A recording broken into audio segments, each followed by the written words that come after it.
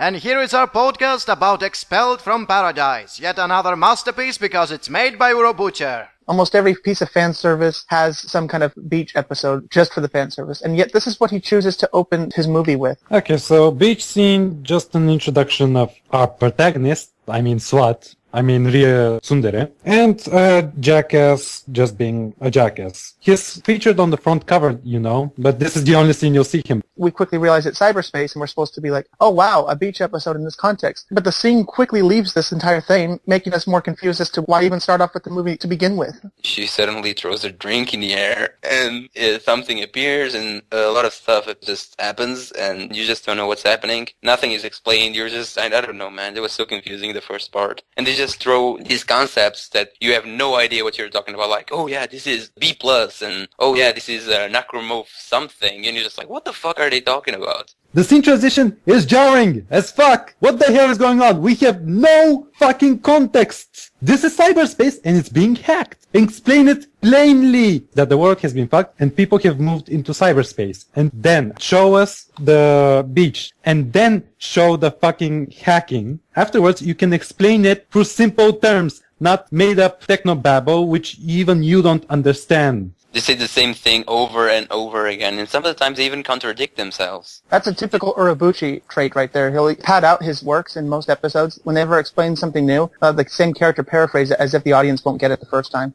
It is never established how human essence is transferred into digital data. Don't worry about it. It's Urobuchi. It seems like the character models are fine, as long as they interact with anything that is not part of the base character model. The thing that they interact with, like a necklace, or hair, or food that they are holding in their hands, just dies. The CGI may look good when it's still. When it moves, it just falls apart. They could have just drawn the characters and had them hold CGI things. And they're not innovative, how they move or how they work. Their lips are not even moving in an organic way. It's just up, down, up, down. It's almost like a video game cutscene in a way. It's so inappropriate. It's not going to age well. And considering the standards of CGI now, it's not even acceptable. And I feel like they're ripping off Hatsune Miiko's character design with the main character because she has super long hair. It has like a green tintishness about it. And her suit is basically almost like skin tight like Hatsune Miiko. It's appealing, but it's not inspiring. So they're all just electrons. They don't have a physical body. So the question is, what is the point of having a bitch with sexy bodies trying to seduce each other if you're all digital? What's the point? And they're into otakus. It would make sense if they had physical bodies and they are escaping to a better world as avatars because they don't like the physical world. They want to do something better in the virtual world. Yeah, but didn't they once have physical bodies so that it's like a memory? How was that? They don't go into that. They never ever go into that. Yeah, and that's my question. How long are they doing this thing without becoming boring? What if it was centuries ago? Are they still not being bored doing that shit? And what's up with their leaders having the shape of gods? Well, they are gods. They're like Ganesh, Zeus, and some other god hanging out there and like just fucking up mythology in general.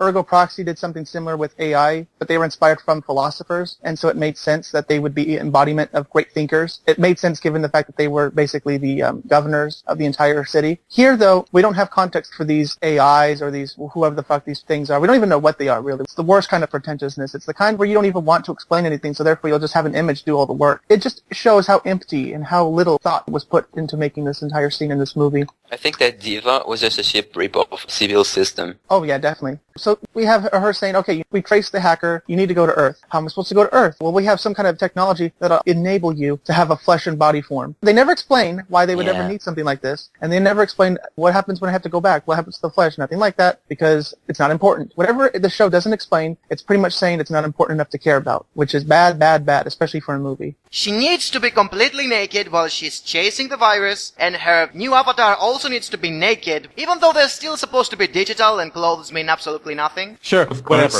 Makes sense. You want to add fan service? That's your chance, because apparently Twin Tails sells. It's Hatsune Miku fan service. CGI apparently sells, Urobuchi sells. If she's supposed to be a special agent, why did he give her that stupid body? It's even useless in battle. They excused it by her saying that, oh, we don't have enough flesh to provide you with your own aged body. You're going to have to pick something younger. And says, oh, I guess I'll pick a 16-year-old body just because.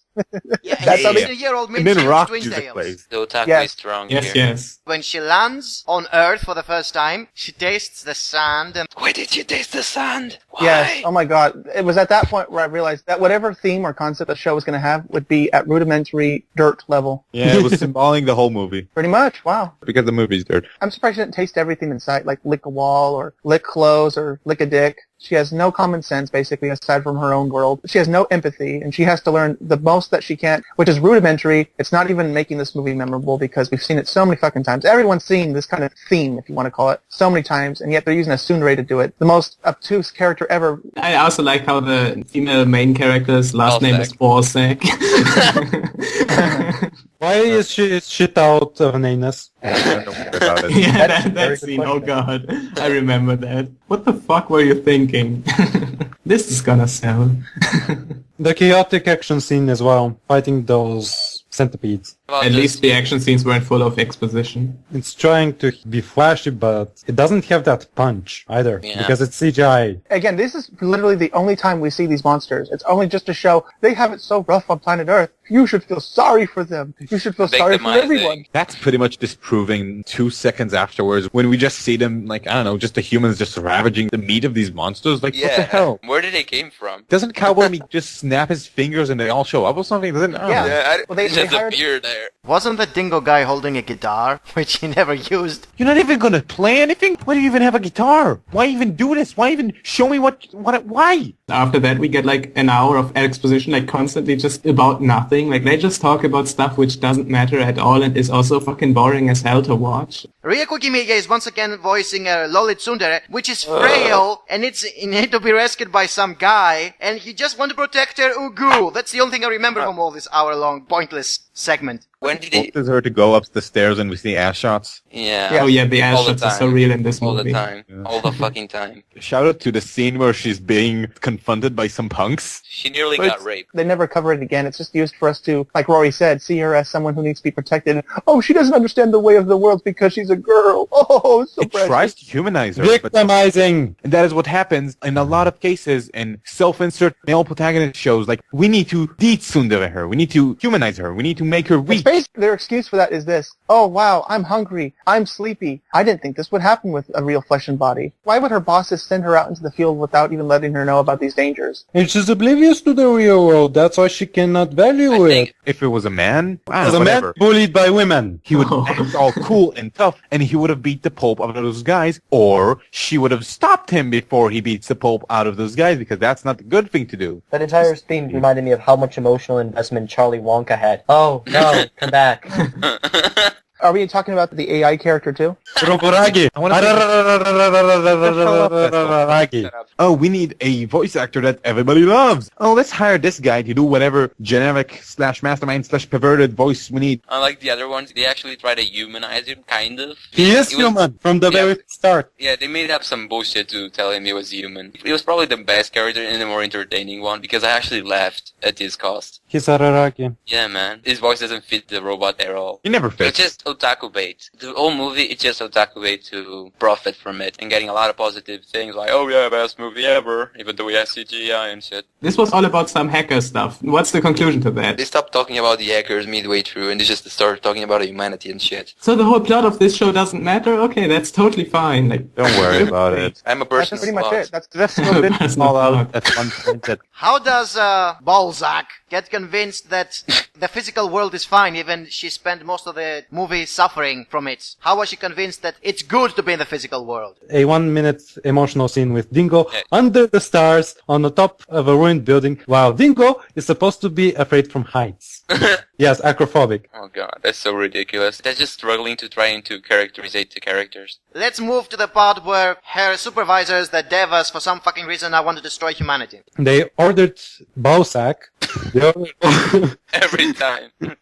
They ordered Bowsack to go back and kill that AI. And she's like, why? It just wants It's an harmless. answer It's to, harmless. do I do the program you have sent me to accomplish or not? As in, send a ship into space to look for other wife. And what was their answer to that? No, fuck you! Destroy it! Kill it with fire! Kill it with fire! Now!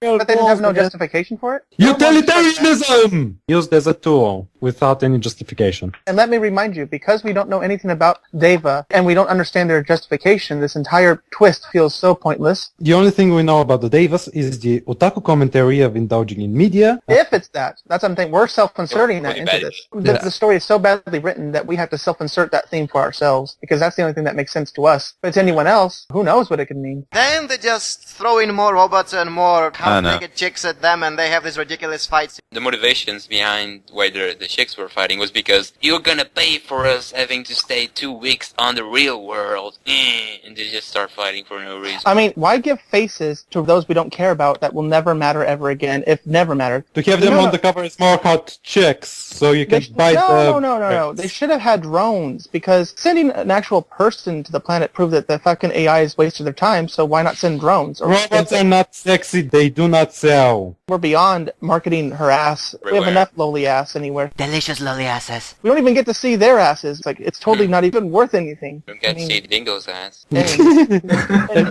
Yes, you need to pander to the Fujoshis while you're at it. Come on, you're just 2 steps away from it. And so an entire army of robots failed to stop her. Why don't gods just disable her robot and shut her body again and just delete her data? Details. Okay, let's move now to last impressions. I'll rate it 2 out of 10. It's not constantly offending me. It's just boring. It's just not worth the time. It's not making you want to kill yourself. It's just making you think about, why did you watch this in the first place? Why would you ever watch this? Just don't watch this movie. Watching this movie at a certain point, I just couldn't handle it anymore. I just blocked off whatever I was listening to and just stared at the screen endlessly.